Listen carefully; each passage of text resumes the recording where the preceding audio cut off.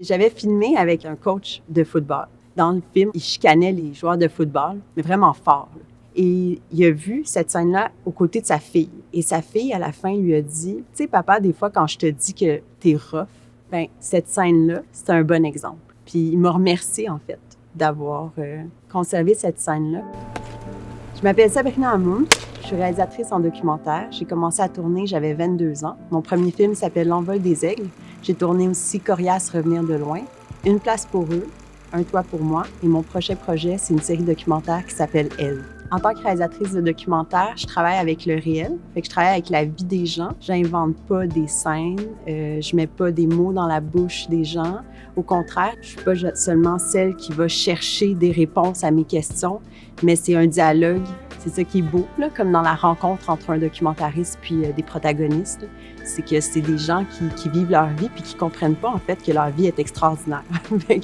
Ils le réalisent pas. Puis toi, tu leur dis, ben non, ce que tu fais, ce que tu penses puis ce que tu vis, c'est vraiment écœurant. Puis je pense que tout le monde devrait le savoir. Pour faire un bon documentaire, il faut rester ouvert, oui, mais il faut être aussi préparé parce que c'est quand tu es préparé que tu peux réagir à l'imprévu. Il y a une part de scénarisation qui est pour moi quand même essentielle. Premièrement, moi, je n'amène jamais de caméra chez quelqu'un avant même d'avoir pris un café avec cette personne-là, puis fait connaissance. Donc, dans mes projets, je fais beaucoup d'observations, comme dans Une place pour eux. J'ai passé quand même plusieurs moments sans caméra, des journées complètes avec les enfants, avec les professeurs, avec les travailleurs sociaux.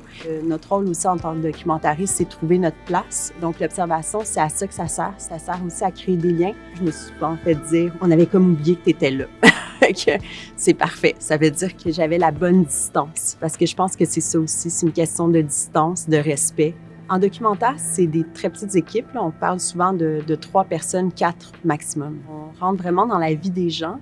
Les gens, ils nous ouvrent littéralement les portes de leur maison. Puis je suis toujours bien touchée puis bien reconnaissante que les gens me laissent filmer des moments qui sont parfois vraiment intimes, là, en fait, parce que la caméra en documentaire, elle est là pour capter le réel, puis le réel, il surgit.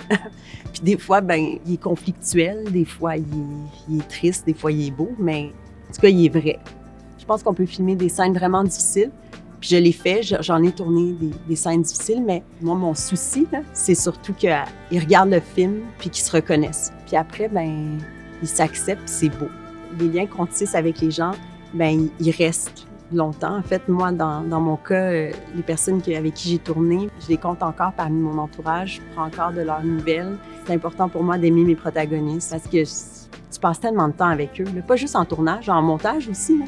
Fait que là, tu les écoutes, là, tu déroches. Là, si tu les aimes pas, là, je sais pas comment tu peux faire ça dans le film.